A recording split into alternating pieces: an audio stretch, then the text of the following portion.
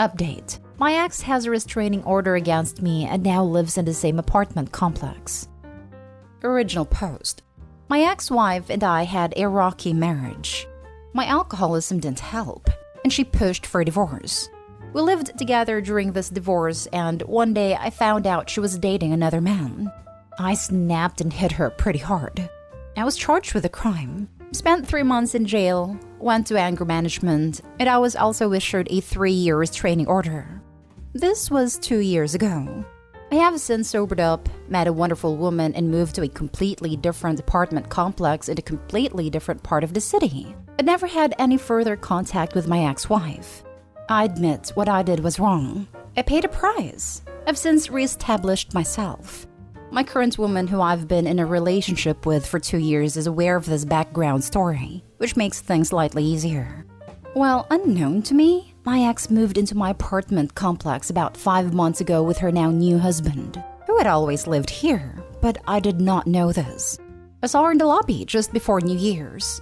She greeted me, I turned shocked and said hello. She asked me what I was doing in the lobby and I said I was just coming in from work. She told me that the restraining order is still in effect and that I need to move out.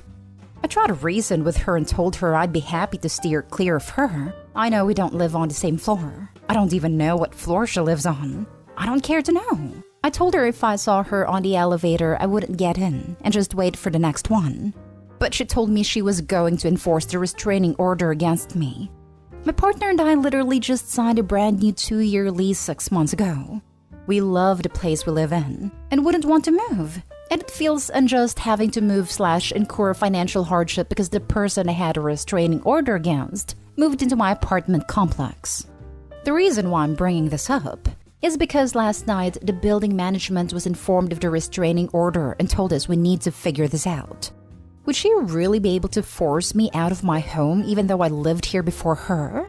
As long as I do my best to avoid any contact with her, which I'm perfectly fine doing, shouldn't that be sufficient? I work a really early schedule, and the fact she was dating this guy and coming over to this apartment complex for the entire time I've been here, and we ran crossed paths, and she's been living here full-time for 5 months and just recently crossed paths. Not sure what to do. FYI, this is New York City. Now for the top advice before reading the update. I'm not a criminal law attorney, but you have some good factors in your favor. You have abided by the order of protection for a long time, 2 years, without incident. You have sobered up and been through counseling. Judges want to hear that stuff. But the best practical advice I can give you is that you should take the lead here. Get an attorney and get yourself back in front of the judge. Tell the judge your story first. If you wait and she drags you into court, you may be viewed with suspicion. Because as others have noted, you're technically in violation of the protection order right now. An attorney in your area will undoubtedly know more about what to ask for. But if you take the lead, the judge will probably be more sympathetic to your cause. Ask for the time of the order to be shortened, out of existence, or that the parameters be redefined so that you can live in the same complex, but that you agree to not have purposeful contact with her. Bottom line, get out in front of this. The first thing you should do is look up your order of protection. Look up the copy you were provided or have the building forward you the copy that she provided them. Do not contact her. If you cannot get a copy, you may need to see if you can see the order by looking at the court copy from the issuing county/court. You should contact your attorney who represented you on the matter involving the restraining order to have the order modified for incidental contact at your home address. In your case, it should be your defense attorney or defense agency who represented you on the criminal matter who can/should help you. Tell them what you've stated on this thread and see what they can do about modification. A 3-year order of protection is odd in New York City/New York State. The typical criminal order of protection is either 6 months, 1 year, 2 years, 5 years, or 8 years, although these orders can be modified by family court sometimes, and DV charges may change the timeline. Family court may also have issued some kind of order of protection independent from the criminal matter order of protection. The distinction is important because you want to make sure which order of protection is still in effect and where to ask for a modification. Now, if you do everything that I mentioned and your attorney tells you that modification is unlikely or impossible, I think that your lease with the building should be broken. Since she's moved into the building, you can't be there without breaking the law. And I don't think that they should penalize you. However, that's probably the next third best scenario for you. Just remember while you're figuring this out, do not contact her. Do not contact her through a third party. If she tries to contact you, do not contact her back.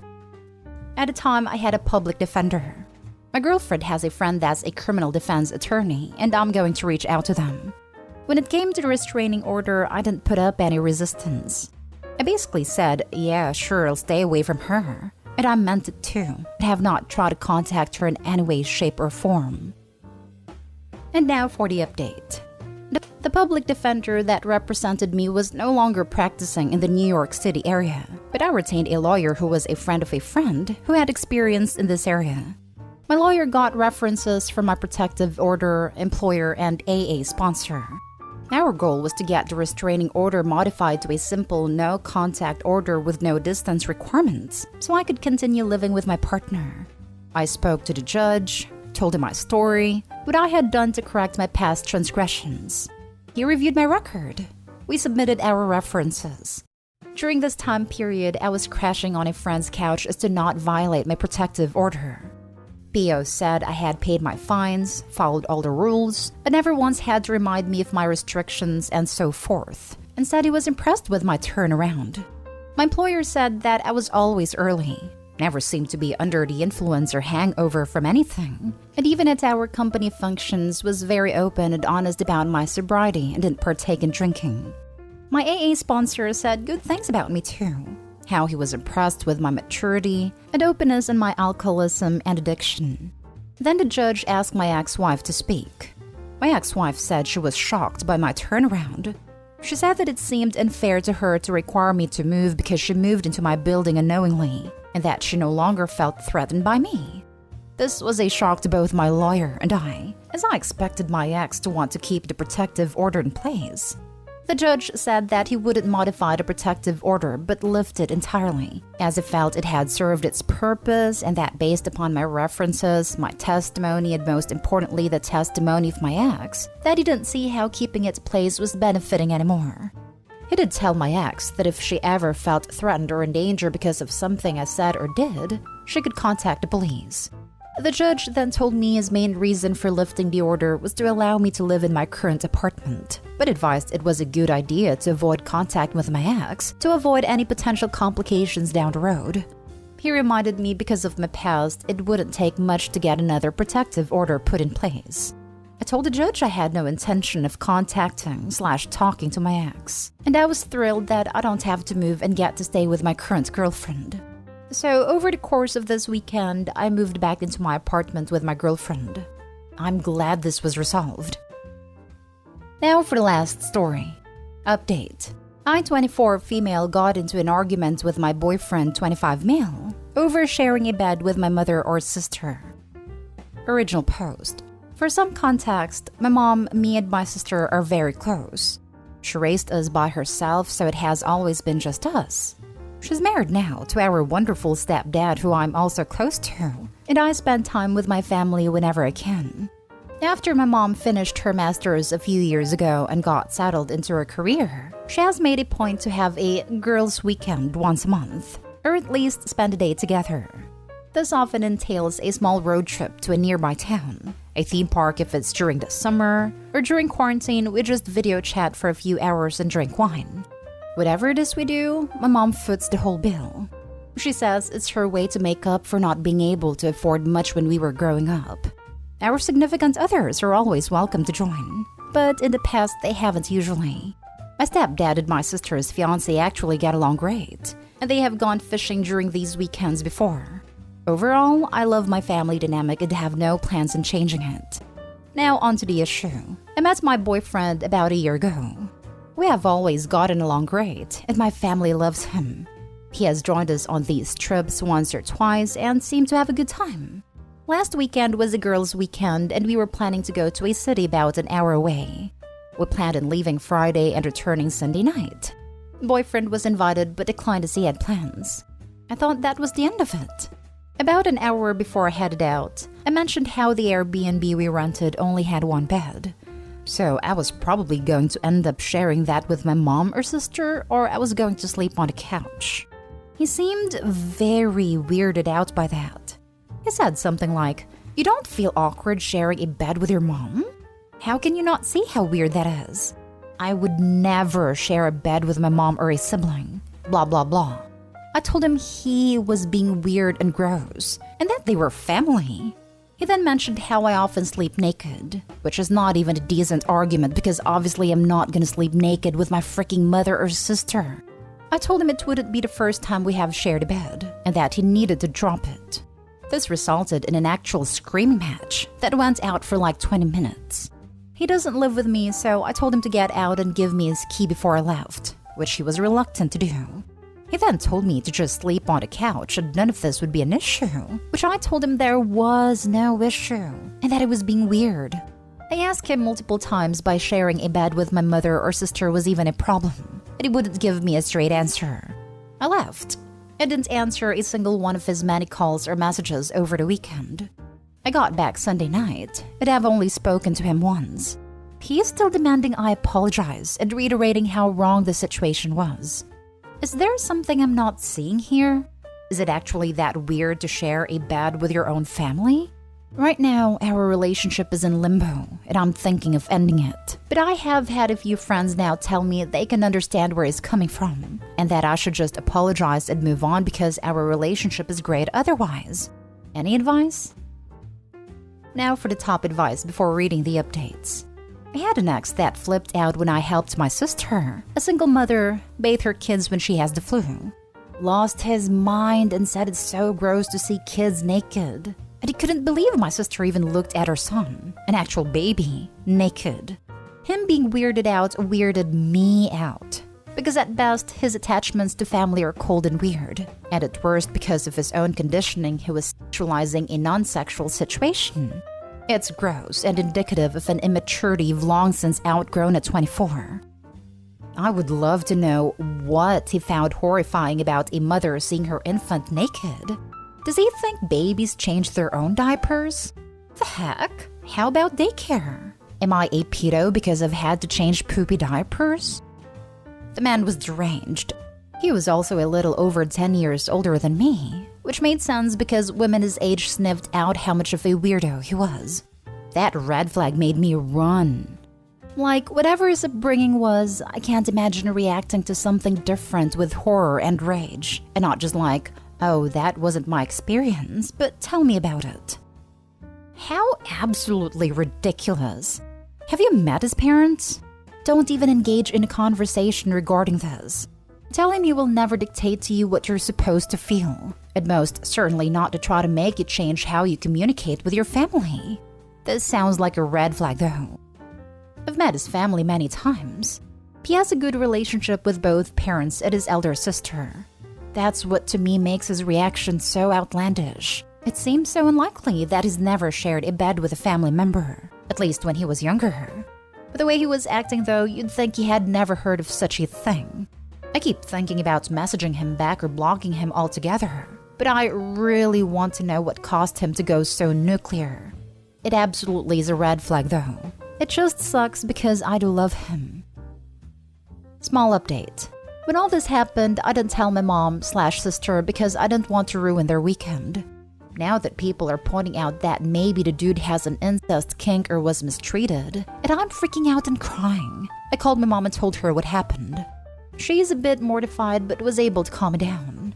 I was going to call him and ask him to come over so we could talk, but my mom and stepdad do not want me alone with him, so I just messaged him and asked him to call me. I hope it's neither of those things, but logically, what else could cause this kind of reaction? I'll update again if anything happens. Now for the full update. The first post is locked now, but I did want to leave an update for anyone who is curious. Everything is still a mess basically. We talked after he got off work the other night. He started a conversation by asking how the trip went, and he did actually apologize. Or rather, he basically said, I'm sorry for my reaction and how it escalated, but not how I feel about the situation. I again asked him to explain just how sharing a bed with my mom or sister was inherently wrong, and if he felt that way maybe because of how he was raised to view sharing a bed. He just kinda doubled down and said no. It was just weird and he could never share a bed with his mom, and cannot understand how I was comfortable with doing it myself. I forgot to mention this in my first post, but I actually did end up sleeping on the couch. When I told him this, he said that had I just said that, none of this mess would have happened, and was pretty much implying that this issue continuing was my fault. I was getting pissed at this point, and said basically that sharing a bed was not inherently sexual or intimate, and that him thinking so at all was weird as heck. I point blank asked him if he genuinely thinks something would happen between me and my own mother or sister, and at this point he began to backtrack. He said that was not what he said, and that I was twisting his words, when I absolutely was not. He told me I was disgusting for implying that. We went back and forth on this, until he was like, fine, okay. Maybe I was out of line, but I still think it's inappropriate. But I guess I will just get over it. Can we please just move past this? I told him I had a lot to think about, and that I needed space. After we hung up, I immediately went to bed and tried not to think about it much today. His sister ended up calling me when I got home from work today. We've become really friendly since I started dating my boyfriend, so usually I wouldn't think anything of this. But I pretty much knew it was going to be about the bed situation. Sure enough, it was. He had asked her for advice on how to fix the situation and tried to explain his perspective to it. She said that she told him he was being a dumbass, and very, very weird about the situation. She wanted to know if I was okay, and asked if he had apologized yet. I asked her if they had ever shared beds and family vacations, and she said of course. She's quite a bit older than him. She's in her early 40s and a mom herself, and she helped her parents a lot with him when he was young. She said his behavior right now was weird and gross and totally out of character. She apologized for being nosy, but I thanked her for checking in on me.